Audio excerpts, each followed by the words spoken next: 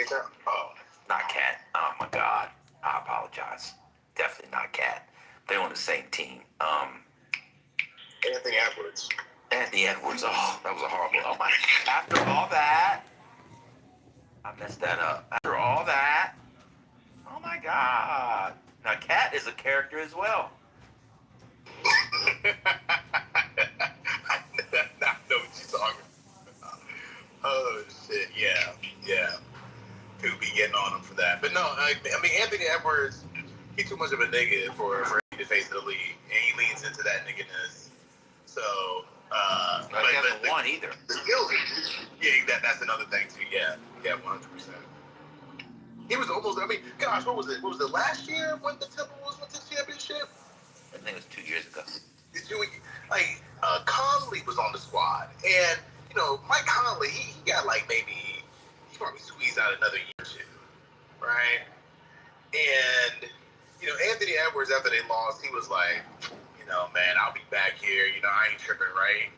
And Mike Conley said right next to him, he was like, yeah, I feel bad for people like Mike and stuff like that, but I'll be back here. I'm like, dude, you ain't impacted by this, like Mike Conley, the dude. I think he's still playing now. I'm surprised I don't even know what squad he's on, but it was just kind of like, come on, man.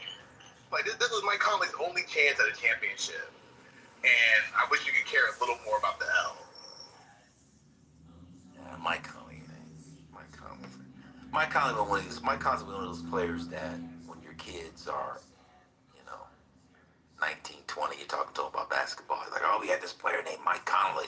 You're like, who's that? And you're trying to explain to him why he's good, but he doesn't have a championship. He's on the Hall of Fame. So they understand it. He's one of those you had to be there players. Yeah, like Rod Strickland. Yeah. I think the ultimate you had to be there player is Rip Hamilton. Ooh, that's a good I did a little mini deep dive on Rip Hamilton. Hamilton was nice. Ferocious. He was like the way he would run the floor, that was pre Steph Curry. It would be a track meet where the way he would come off screens. Yeah, Rip Hamilton was that. Also another one, Allen Houston. Allen Houston had a wet jumper. Yep. Yeah, he didn't get in the Hall of Fame. Rip Hamilton. He probably won't ever get in it. That's wild. Well, he got 2 strikes? Or is it one? Just one. Yeah. The 04, that 04 team with him, Chauncey. And Tayshaun Prince, another one you'd have had to been there for. Tayshaun Prince, wild defense. Yep. And a clutch, he'll hit a clutch corner 3 or a clutch shot. Mm-hmm.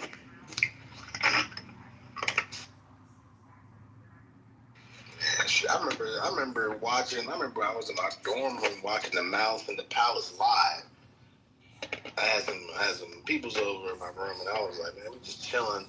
All of a sudden, I said, oh, somebody threw some shit at Ron Artest, and I was, man, my started scrapping. I said, oh shit. Wow. Yeah. That was wild. Ron Artest is another one. Ron Artest was not obviously a superstar, but he was like a main.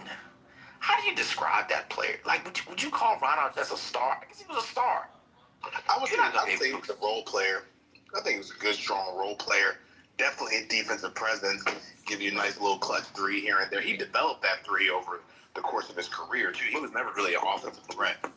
No, but I'm saying in terms of when you're telling the story of the NBA and his generation, you're going to bring up Ron Artest even outside of the. You know what I'm saying? I'm saying it's 20 years from now. How do you explain to a kid you're trying to teach basketball about Ron Artest? It's like my grandfather, my dad would who was a good example? I said Rodman, Dennis Rodman.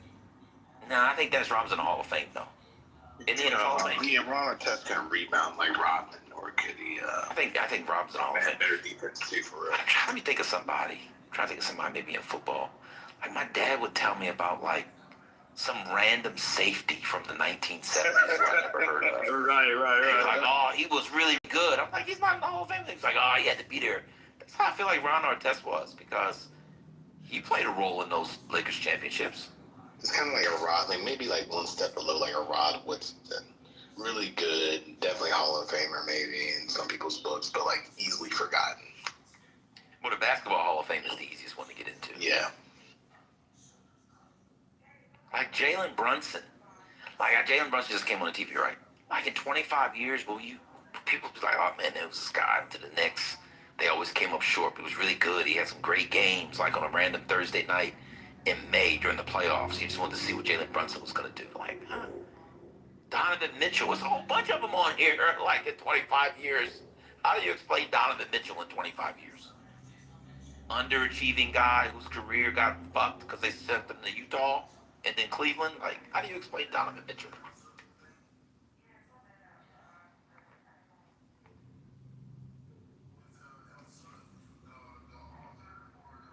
Is Patrick Ewing in the Hall of Fame? Oh, for sure. Oh, okay. Because my son's like, who's that? I'm like, you had to be there, you know. What? My son does not know who Patrick Ewing is. He's young. How old is he? He's 18. He's 18. He got to get him out the house. He got to go. Get the fuck out. He got to go. And he's a New Yorker. Oh, he got to go. Are you raising him right? You're not Kick yourself out. This is the father. This is the father issue. That's not even the boy. Oh my God. Well, I'd say this. He knows who Patrick Ewing is because I told him. He's not a basketball kid. He's all about football with him. No, that's well. I mean, wait. If he's 18, that means he didn't really get to enjoy the Giants Super Bowls. He was kind of too young. Yeah. And they're far away. Oh my God, they're far away. I think the Giants have the worst record in the NFC over the past decade. Like, they've been really bad. You know why? Because the owner was too busy getting serviced by Epstein. Did y'all He is in the files, right? This is true. This is in the files. But did you see no, it's beyond the files. There's a report that came out 2 days ago that Epstein was personally shipping him women. Like a personal shipment. Oh, yeah. I think it was, is it Mara or Tish? I think it was Tish. It's Tish. Yeah, he's in trouble. Yeah. Yeah, not even James Dolan can top. Is it more notorious than the Clippers owner? What was his name? Donald Sterling. I feel like if you were in elite, I feel like if you were like in elite, I feel like if you were like in elite in Hollywood, I feel like Epstein was so New York City, was so East Coast based that just because of geography, a lot of like California elites avoided being in the files. You know what I mean? Like he was very. No, it's just that New Yorkers are more freaky and weird. No, I'm saying DC people were in it. You know, There's y'all regional. were freaky and weird. Y'all used to know about a pool. I mean, it's proximity. Like, all these wealthy New Yorkers live within 5 miles of each other. In LA, I mean, they're just gonna give up. They're not going from, fucking Hollywood Hills over to Santa Monica. It was a joke, brother. I'm good. No, I believe it was proximity. It makes sense. Yeah, it's a quick flight to Florida. I wouldn't even say 5 miles. I would say like same zip code within like half. I to bet his you island. if you They looked at flew to the Virgin Islands, and how did they get to Epstein Island? There was no airport, right? You had to he had a go private to jet. He had an airport on that island. No, that's a landing strip. Oh wow, I didn't know that. Oh, I guess. I mean, maybe they went to another island and took a ferry over. Let me go back and check. Let me go back and check my diary, see how I got to the island. I don't know. Oh, here's one. Did you hear? Off the coast of St. Thomas. Right. Did you hear? Speaking of that, did you hear? I don't know if it's true. There was I don't know if she was a congresswoman or some kind of Virgin Islands politician was trying to get her. Yeah. Well, she was asking him questions because she was on the January 6th. She was a lawyer that helped to draw it all up. So she was asking him questions. The DOJ needs to open. Yeah, the DOJ needs to open an investigation into her and essentially the whole government of the U.S. Virgin Islands because they facilitated a lot of that shit. Um, Now, to be fair to her, she's very fine. But notwithstanding being that fine, you can't get away with this. I mean, it's really bad. Devon, you haven't read about the former First Lady and Epstein? The former First Lady at the Virgin Islands? Nah. Oh my gosh, when they was rewriting the child sex laws, she was consulting with Epstein. Lord. This came out before the files dropped. Oh, it's that.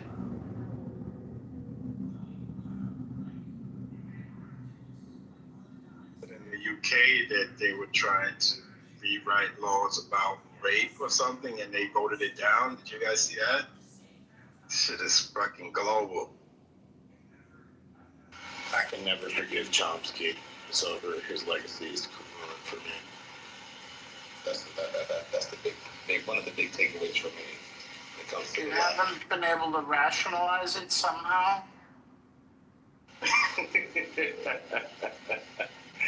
Absolutely not. And one thing So if it's about oh, go ahead, Scott. Go ahead. that he's done prior to when he was with Epstein, then maybe that's okay. You referring to Chomsky, Scotty? Pardon? I said you talking about Chomsky, or? Yeah.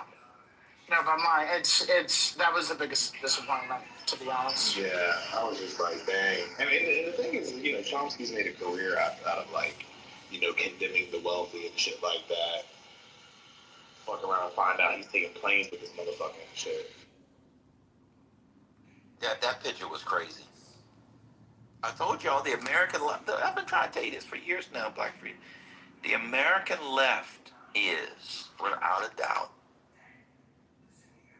the most evil collection of persons in America. These are evil people. I'm telling you. The left is? The American left. Mm-hmm. Yeah, they're terrible. They're horrible. You think they're worse than the radical right?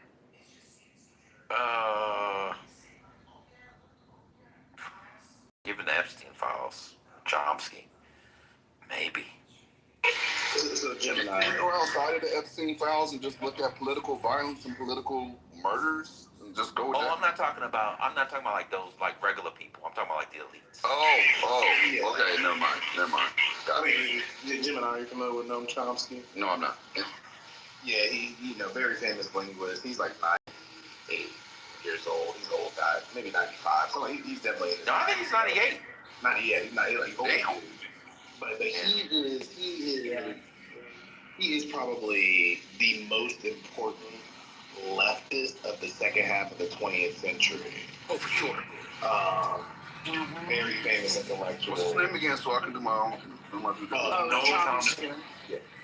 You guys over talked to each other. Can you say it again? I'll put in the chat. It's in the chat. Thank you. Yeah, and I mean, he literally built a generation of leftists. Quite honestly, like if you were a leftist, coming up on college campuses and elsewhere, for like second half of the 20th century into the early part of the 21st century, like you had to contend with Chomsky, and you fuck around and find out he's in the Epstein files, trying to get Epstein advice on how to handle the media and shit like that. His wife's trying to, explain it away like, oh, he was really concerned about cancel culture. This shit was disgusting. Oh, wow. So he is complicit. I think, how much is this question is the question, but he was definitely, he should have known. He should have known. And not even here, should have known. Oh, for sure. He probably did know. Yeah, he was all about. I mean, shit. I fucking grew up with my whole adulthood, eye-opening shit was like him in the '90s, and shit. It honestly would have been even more disappointing if Howard Zinn was wrapped up in this, but I'm glad he wasn't. At least from what we can.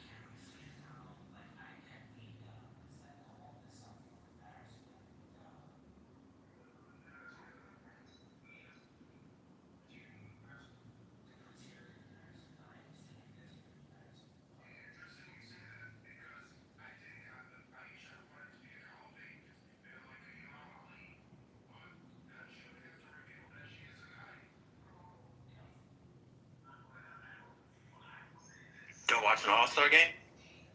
That was a nice little piece on Wembanyama. Yeah. Mm-hmm. Yep. Yep.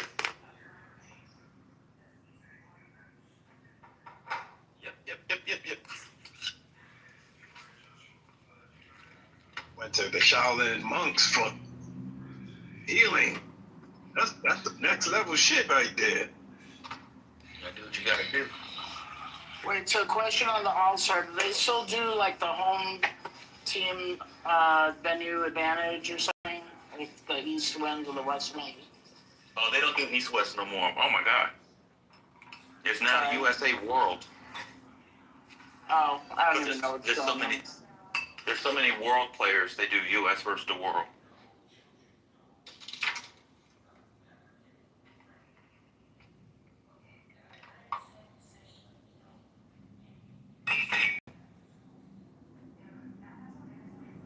It's a little dry. So the other day, Nick Wright, who is Monica always calls me a sophist, so I'll take that.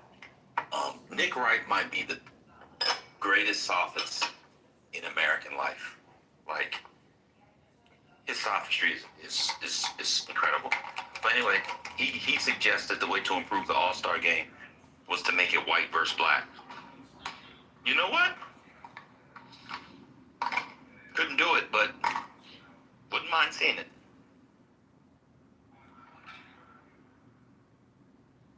It's talking about. He really said that? Yeah, I mean, it was 80% tongue-in-cheek. Oh, he's very, very, very woke. He's a very progressive sports guy, very anti-Trump. I remember during the BLM, he said a lot of things before everybody else. But to be honest, he was much better when he had a low fade versus the long hair thing. To be super. His wife has allowed him to keep that haircut. I don't know why she allowed. Well, he's making a lot of money now, so I guess he can do whatever he wants. But I don't know why that lady, a black lady, mind you, is allowing him to keep that hair. Like, that's crazy. What you just said reminded me. Okay, good. No, it was on the Bill Simmons podcast. I was just saying on the Bill Simmons podcast. That's all good. I was gonna say, you reminded me when we was talking about Trump wanted to do blacks versus whites on The Apprentice. Oh yeah, I forgot about that.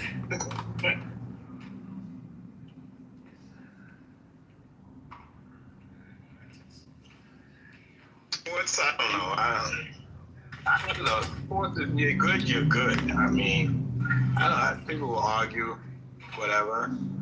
But Is there enough foreigners to be on the team versus the USA? Like, is that fair? Not quite. You would probably have to give the mixed. You'd have to give the white team all the mixed race players too. What about the ones who didn't go through the NCAA? It's not enough. I think you only have like 3 or 4. And then depending on the team, you could do all the white, all the mixed race, and then light skinned blacks against the other blacks. So that's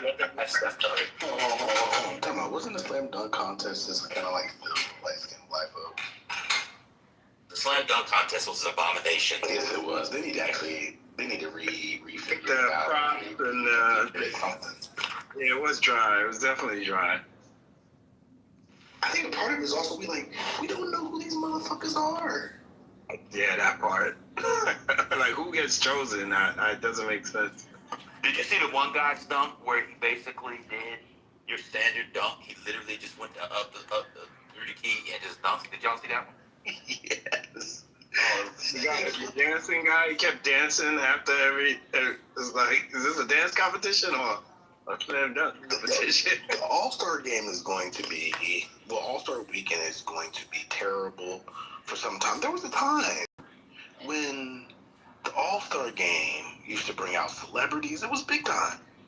It used to be the whole thing. Like, motherfuckers be like, I'm going to All-Star weekend. And it was almost like Vegas. You know what happens? All-Star weekend stays All-Star weekend. Now, you see fucking, Kai Cenat at the fucking All-Star game. Like, it's a fuck about Kai Cenat in the real world. Oh yeah, it's a very simple mention. Back in the day, now we're culturally saturated. So, the All-Star game was when you got to show up and show out. Now with social media and everything else, you can show up and show out in your house. So it doesn't have the build up that it used to have. That used to be the thing, All-Star weekend. Now it's like, yeah, I just took a weekend to Paris and put it all over and put it all on Instagram. So, whatever. I remember one year I went in Atlanta. We had a fucking ball, and again, this is a long time ago. Like, we had 2 8-pagers on our hips, like, and it was definitely a big deal. Oh yeah, now it's pretty basic now. They still do the 3-point. Yeah, everything's changed, Spirit. It's like it was a 3-point.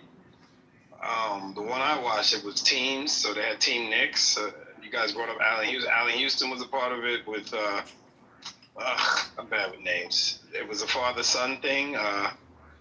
What's the you just mentioned him? Brunson and his dad, Allen Houston, and one other Nick, and I think they won. Like they do father-son stuff? It just worked out that way because his father coaches for the Knicks. Brunson's father is one of the coaches. Assistant coaches, yeah.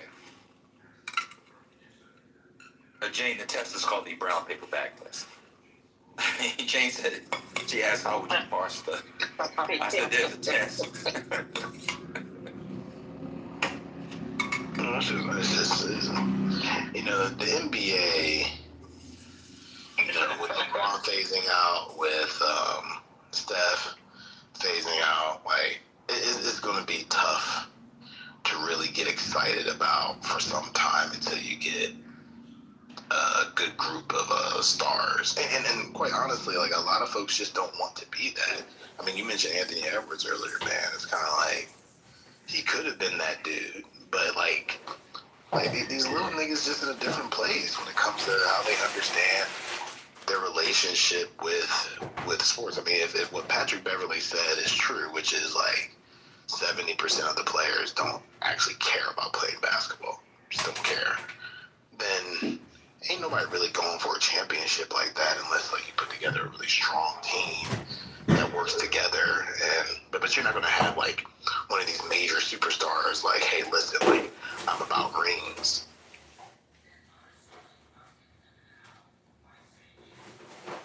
Assuming there are any superstars left outside of really Wemby and a few other European folks, and then, Anthony Edwards. I remember folks were hoping John Morant was going to be that dude, but then you got a dad who's as old as me, who's too busy trying to get the ass out here.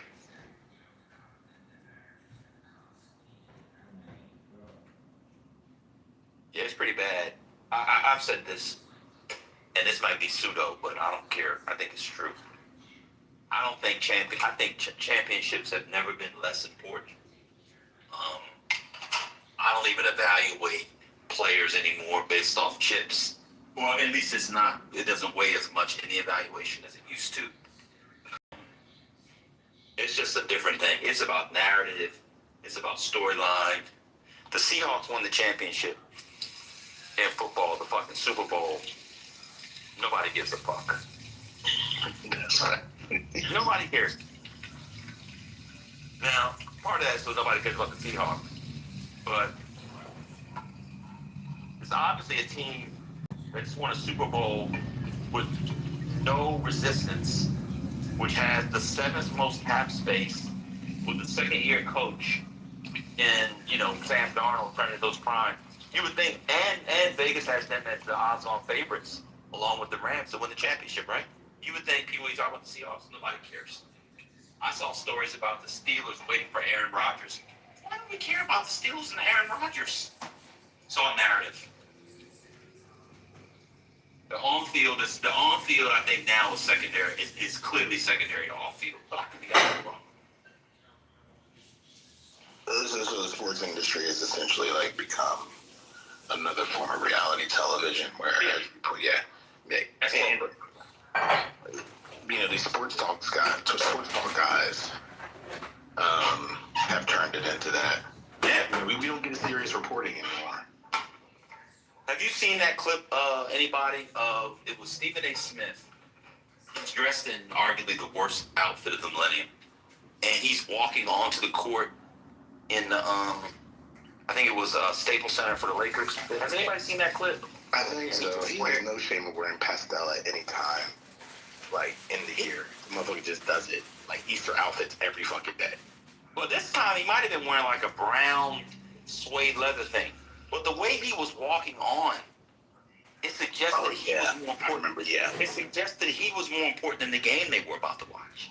I remember. And I was like, that's right, because Stephen A. Smith makes considerably more money than a lot of players in professional leagues, and is more famous than other players. He shouldn't be, and is an attraction. And so that's why I think they kind of changed it.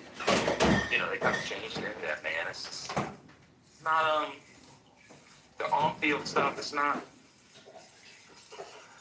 it's crazy. You know, I don't want to trigger nobody. I don't know if Owen's down there, might be his team, but I thought that, I'm going to be honest with you, I thought one of the biggest stories of the year was the Lions not making the playoffs. And, you know, the media sort of rushed right past it because it didn't fit their narrative this year.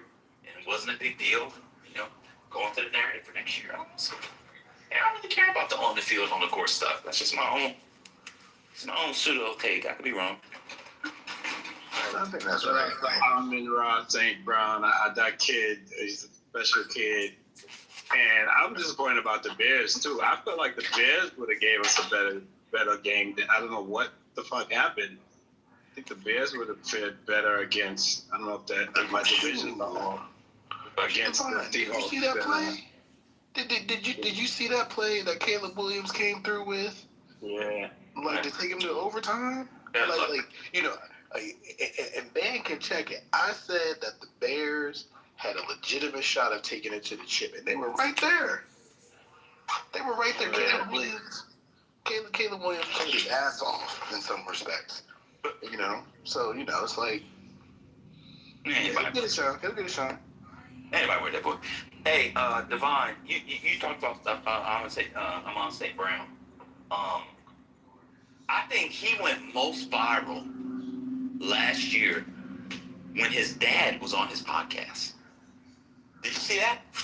See that? His dad was talking about race mixing and how you can create an athlete with a white woman. like that's the kind of stuff right there like people are into. He said that? Oh my God. Yeah, I can get the quote. It's crazy.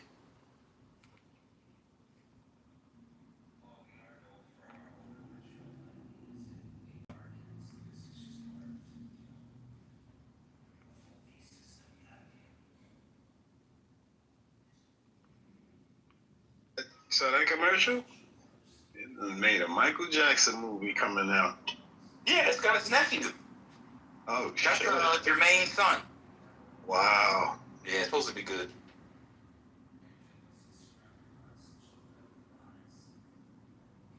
These viral videos coming out now. People are like, no, Michael was protecting us.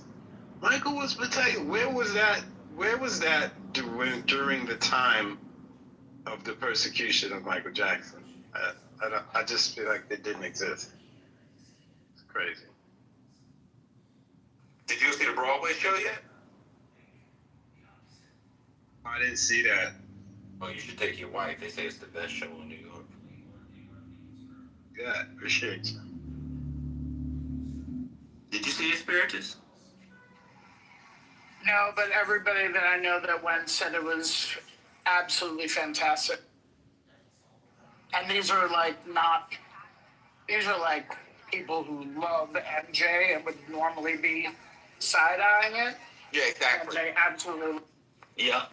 All them MJ stands, people who really know MJ and love MJ, because it sounds corny, a Broadway musical about Michael Jackson, someone's doing Michael Jackson impersonation. It just sounds corny, but it's supposed to be all in the bag of chips. What's the feedback on Alicia Keys' Hell's Kitchen? Hot garbage. Damn. Really? I mean, it's Alicia Keys.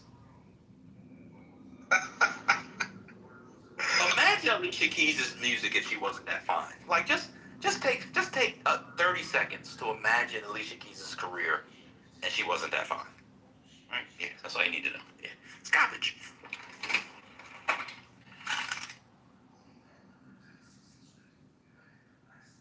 The other one, Scotty, I don't know if you saw it, which people really loved too, was the Tina Turner joint. They did a Tina Turner the musical, which people thought was amazing. Yep, that was, I was told, excellent.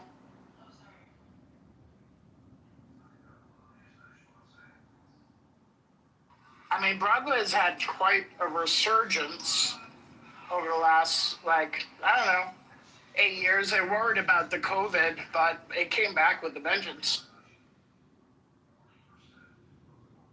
Oh, well, you know who saved Broadway, don't you?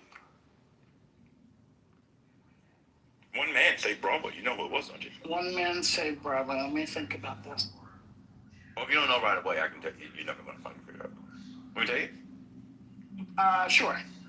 Chuck Schumer. Oh, yeah, you're right. No, I remember that. Because he fought well, you know what? What a disaster. Yeah, he just put it in he fought hard for Broadway. Yeah, he just put it in the COVID bill. He said, fuck it, we're going to put some money in Broadway. Yeah, Chuck Schumer did. I got to give it to. No, I mean, that's true, though. I remember that very well. Because we're like, oh, you're going to do, oh, okay, cool. Yeah,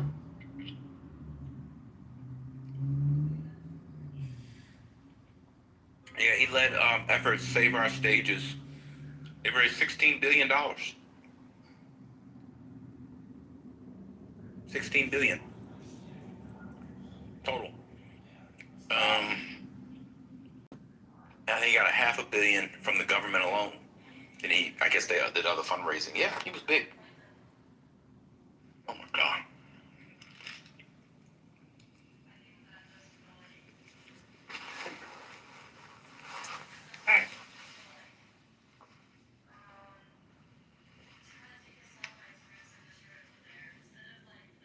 Yeah, there's one I'm going to see this month called Bug. With Carrie Coon on, if you heard about that one. I haven't heard about it.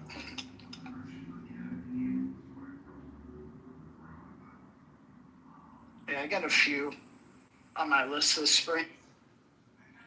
Yeah, I said it before, but I'll say it again. I'm going to see Buena Vista Social Club. I'm excited about that. Yeah, everybody's saying that was fantastic too. It's because of the music.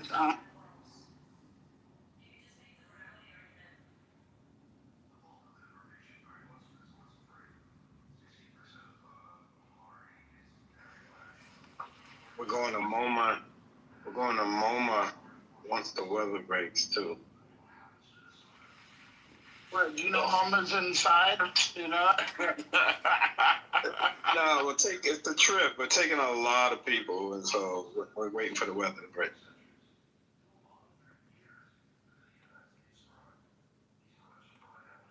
Wait, Devon, I'm confused. Are they wearing different colored?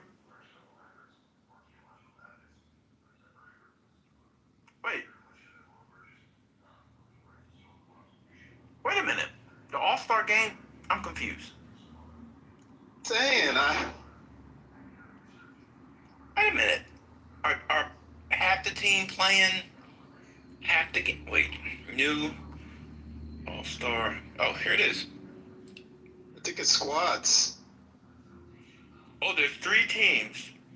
USA Stars, USA Stripes, and Team World competing in a 12-minute, 3-game round-robin tournament with the top 2 teams. Oh, okay.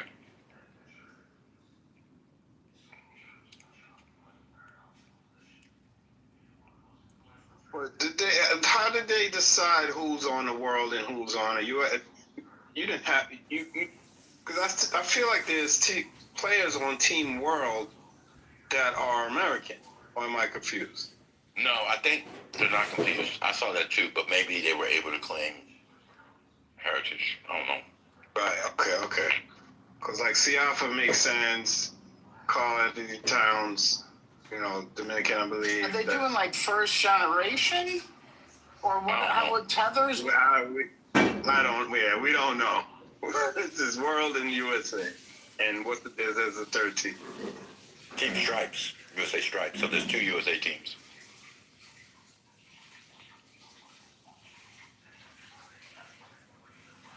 God is playing.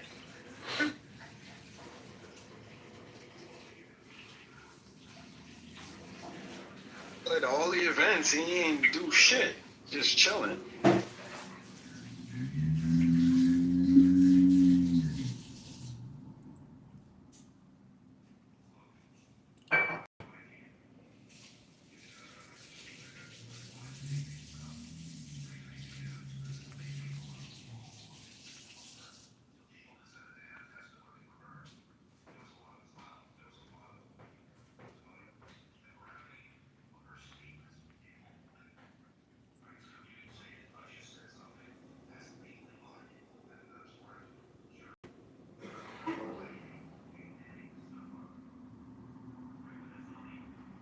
This is Hakeem Jeffries on a podcast on Friday. Apparently, he crashed. Let's see what this sounds like.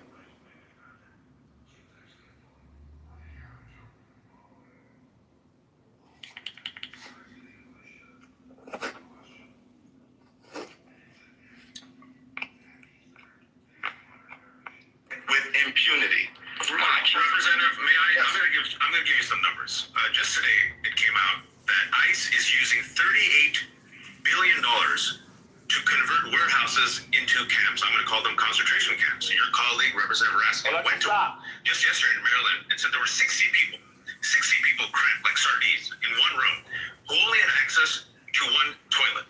65% of people taken by ICE had no convictions. That's from the Cato Institute, a right-wing institute. ICE has killed 8 people this year alone that we know of. 2 of them, Renee Nicole Good and Alex Pretty. The latest polls came out this week, AP polls. Over 60% of Americans now disapprove of ICE. That means in 3 weeks, it's gone from 30% to 60%. Now, if I may, I'm going to be a bit blunt here. Leaders lead. And what we've seen is people are impressionable. If you lead on something, people will follow. It seems the wind is behind your back for the first time ever. ICE has a history, CPP has a history of terrorizing Black and brown communities. People are asking themselves, why are we, our taxpayer dollars, paying for masked, lawless men to terrorize our communities, kidnap people, take children, and kill Americans? So I ask you, and I'm doing a follow-up to Joy, because I want an answer to this. You said you want to rein in ICE. I'm saying, I'm talking about the long term now. Why not lead and say abolish ICE? Because what you're telling us is you want our taxpayer dollars to pay for a lawless masked armed agency to continue terrorizing our cities. And I'm trying to figure out how you, as a leader, can be telling Americans that their taxpayer dollars should be going to ICE. I don't understand anything that you just said.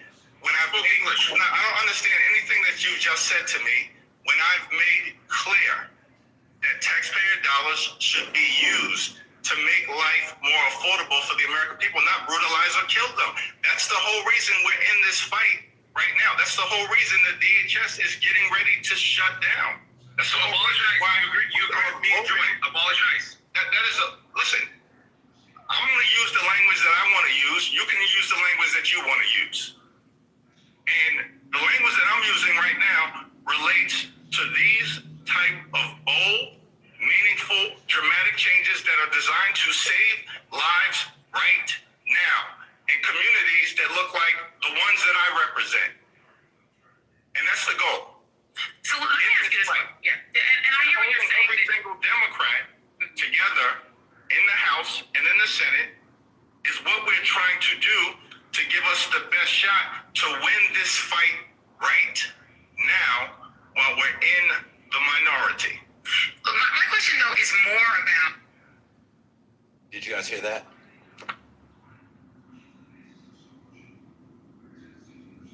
I heard. It went through? It was clear. Okay.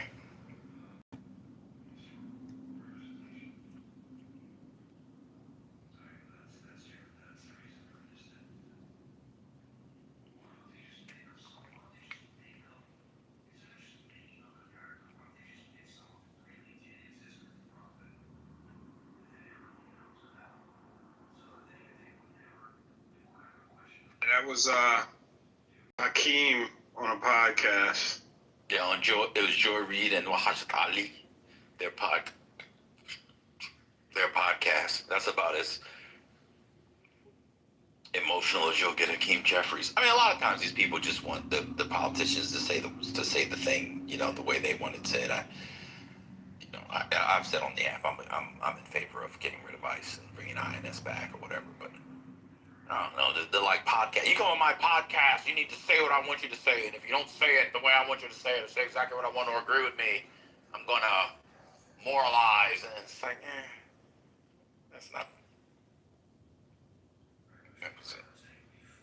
But here's a question: are they like defunded right now because of this DHS not having fun? So they got money.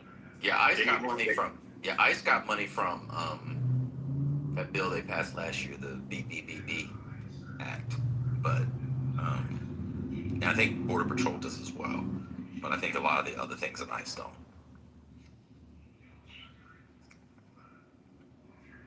Oh, did Patty open the other room?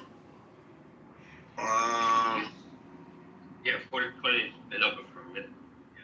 Oh, okay. Oh, I'll shut this one down. You guys go over there. Peace. All right, good.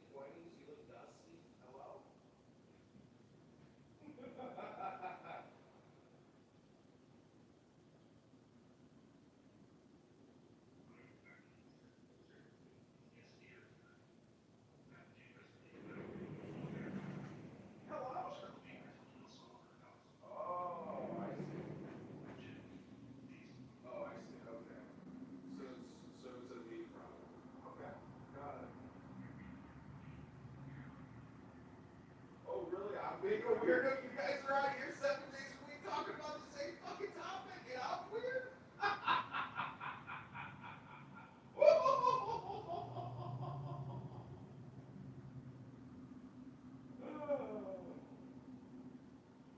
Sorry, David. It's not me who's weird. It's you. It's you.